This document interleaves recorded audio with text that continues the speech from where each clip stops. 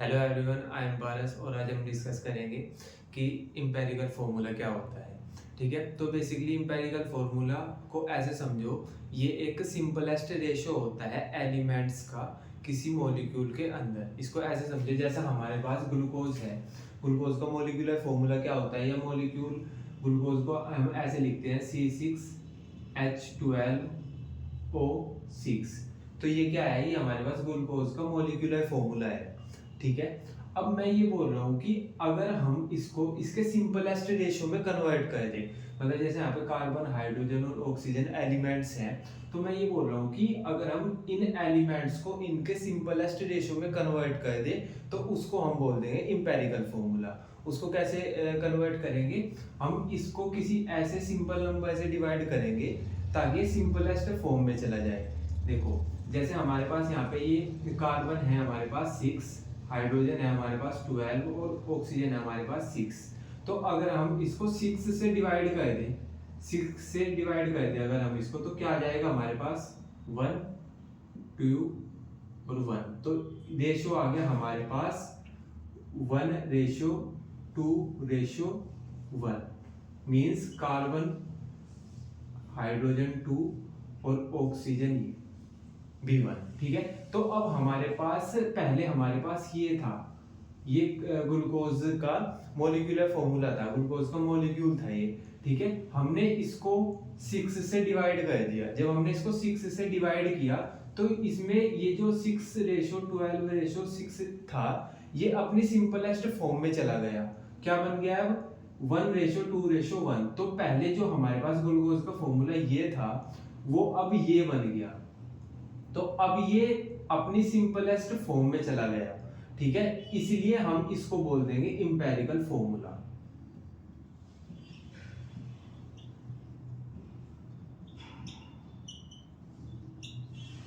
ठीक है, तो बेसिकली आपको समझना ये है कि जो हमारे पास मॉलिक्यूल के अंदर एलिमेंट्स होते हैं, जब हम उनको उनके सिंपलेस्ट रेशो में कन्वर्ट कर देते हैं तो उसको हम बोल देते हैं इंपेरिकल फॉर्मूला। क्लियर है क्या? ठीक है, तो बेसिकली आपको समझ आ गया होगा कि इंपेरिकल फॉर्मूला क्या होता है और मॉलिक्यूलर फॉर्मूला क्या होता है। ठीक है, तो मैंने यहाँ पे ऐसे लिखा हुआ है कि इंपेरिकल फॉर्मूला क्या होता है, simplest ratio of element which is present in molecule. ठीक है, तो सिंपलेस्ट रेशियो होता है एलिमेंट्स का। ठीक है, तो बेसिकली होगा क्या, हमारे पास एक मॉलिक्यूल होगा, अगर हम उस मॉलिक्यूल के अंदर जो एलिमेंट्स हैं उसको उसके सिंपलेस्ट रेशियो में ले आए किसी नंबर से डिवाइड करके, तो मॉलिक्यूलर फॉर्मूला इंपेरिकल फॉर्मूला में कन्वर्ट हो जाएगा। ठीक है, जैसे यहाँ पे हमारे पास ग्लूकोज है, इसका मॉलिक्यूलर फॉर्मूला ये होता है C6H12O6। अगर हम इस फॉर्मूले को 6 से डिवाइड कर दे तो ये मॉलिक्यूल अपनी सिंपलेस्ट फॉर्म में चला जाएगा, जिसको हम बोल देंगे इंपेरिकल फॉर्मूला। क्लियर है क्या? ठीक है, अब हम ये देखेंगे कि हम किसी भी कंपाउंड का इंपेरिकल फॉर्मूला फाइंड आउट कैसे करते हैं। तो हमारे पास एम्पेरिकल फॉर्मूला और मॉलिक्यूलर फॉर्मूला को डिटरमाइन करने के कुछ स्टेप्स होते हैं। ठीक है, तो बेसिकली ये 5 स्टेप्स हैं, हम इनको यूज करते हैं जब हमको इंपेरिकल फॉर्मूला डिटरमाइन करना होता है या मॉलिक्यूलर फॉर्मूला डिटरमाइन करना होता है। ठीक है, तो हम ये स्टेप फॉलो करके इस वाले क्वेश्चन को सोल्व करेंगे। ठीक है, तो ये बोलते हैं कि determine the empirical formula. Basically हमको एम्पेरिकल फॉर्मूला फाइंड आउट करने को बोल रहे हैं of an oxide of iron. Iron का कोई ऑक्साइड है हमारे पास, ठीक है, विच है 69.9% एंड 30.1% डाइऑक्सीजन बाय मास। ठीक है, तो ये बोल रहे हैं कि हमारे पास एक ऑक्साइड है आयरन का, उसमें 69.9% तो आयरन है और 30.1% ऑक्सीजन है। आप मेरे को ये बता दो उसका इंपेरिकल फॉर्मूला क्या होगा। ठीक है, तो बेसिकली यहाँ पे देखो, हम फर्स्ट स्टेप क्या होता है इंपेरिकल फॉर्मूला डिटरमाइन करने का, हम क्या कहते हैं, कन्वर्ट मास परसेंट टू ग्राम। मतलब जो हमको मास परसेंटेज में दिया हुआ है, एलिमेंट्स का मास जो हमको परसेंटेज में दिया हुआ है, इसको हम ग्राम में कन्वर्ट करते हैं। ठीक है, तो बेसिकली हमारे पास जो एलिमेंट्स, इस क्वेश्चन में हमारे पास जो एलिमेंट्स हैं उनका मास हमको परसेंटेज में दिया हुआ है। तो पहले हम क्या करेंगे कि मास को कन्वर्ट करेंगे परसेंटेज से ग्राम में। ठीक है, तो तो जब भी हमको ये मतलब जब भी हम ये देखते हैं कि हमारे पास मास परसेंटेज में दिया हुआ है, तो हम जो कंपाउंड है उसको 100 ग्राम एज्यूम कर लेते हैं। ठीक है, तो हम ऐसे लिख देंगे,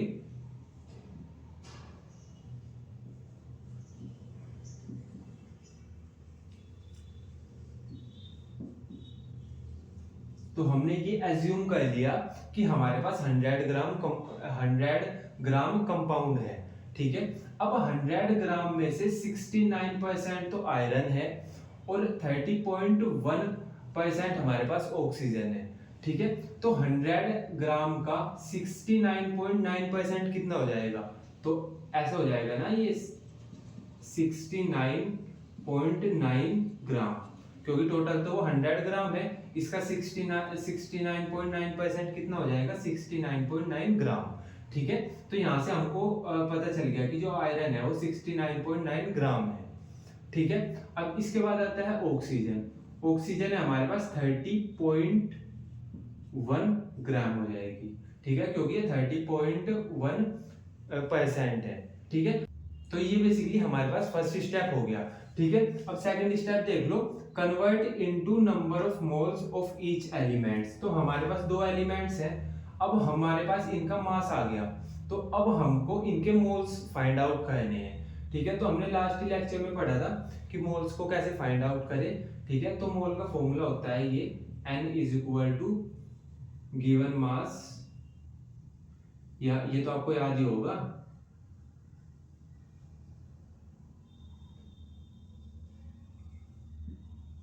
गिवन मास अपॉन मोलर मास।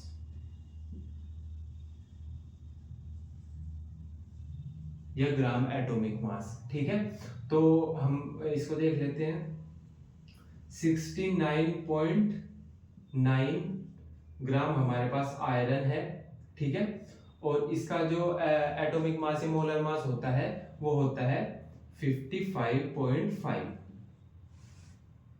ठीक है, तो जब हम इसको सोल्व करेंगे तो आ जाएगा ये 1.25। ठीक है, ये आ गए हमारे पास आयरन के मोल। क्लियर है क्या? ठीक है, ऐसे ही हमको ऑक्सीजन के फाइंड आउट करने हैं। तो ऑक्सीजन के जब हम मोल फाइंड आउट करेंगे, ऑक्सीजन है हमारे पास 30.1 ग्राम, इसका एटॉमिक मास या मोलर मास क्या होता है हमारे पास? ये हो जाएगा 16। ठीक है, इसको जब हम सोल्व करेंगे तो ये आ जाएगा 1.88। ठीक है, तो ये सेकंड स्टेप यहाँ पे कंप्लीट हो गया। ठीक है, अब थर्ड स्टेप देख लेते हैं, divide mole value by the smallest number. तो हमारे पास मतलब हमारे पास दोनों एलिमेंट्स के हमारे पास मोल आ गए। ठीक है, तो अब हम इन दोनों एलिमेंट्स के मोल को उस नंबर से डिवाइड करेंगे या उस एलिमेंट के मोल से डिवाइड करेंगे जिस एलिमेंट के मोल सबसे कम होंगे। जैसा हमारे पास आयरन के तो हैं 1.25, और इसके जो हमारे पास ये है ऑक्सीजन, इसके है 1.88। तो हम क्या करेंगे, दोनों को इसके आयरन के मोल से डिवाइड कर देंगे।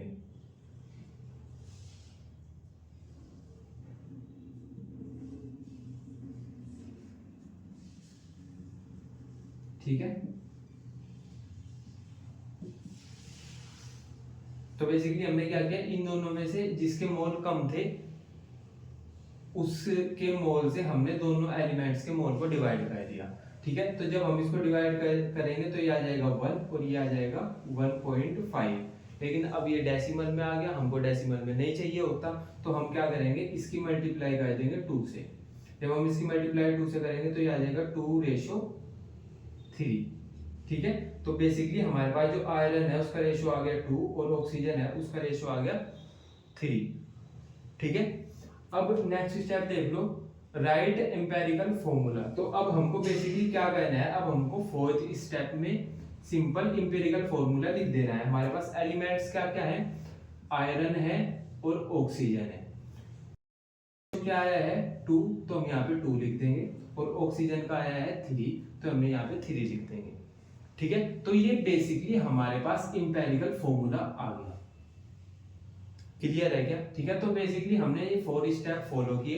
पहले हमको जो मास परसेंटेज में दे रखा था हमने उसको ग्राम में कन्वर्ट कर दिया, फर्स्ट स्टेप कंप्लीट हो गया।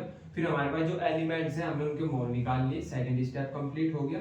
ठीक है, थर्ड स्टेप में हमने क्या किया कि जिसके मोल कम है उसके मोल से दोनों के मोल को डिवाइड कर दिया।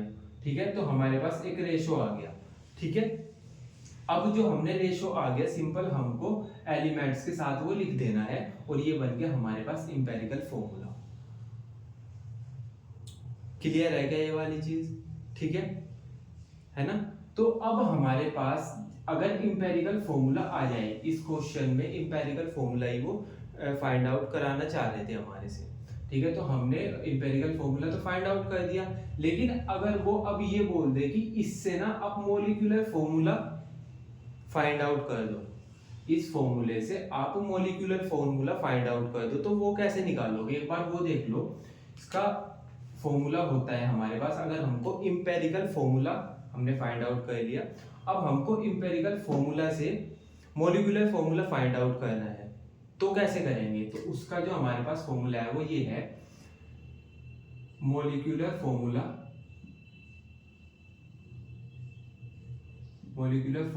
Is equal to n into empirical formula. हमको क्या कहना है? मॉलिक्यूलर फॉर्मूला निकालने के लिए हमको n की मल्टीप्लाई करनी है इंपेरिकल फॉर्मूला से। इंपेरिकल फॉर्मूला हमारे पास ये है। अब n कहां से लाए हम? ठीक है, तो n हम ऐसे निकालते हैं, n इज इक्वल टू होता है मोलर मास अपॉन इंपेरिकल मास, इंपेरिकल फॉर्मूला मास।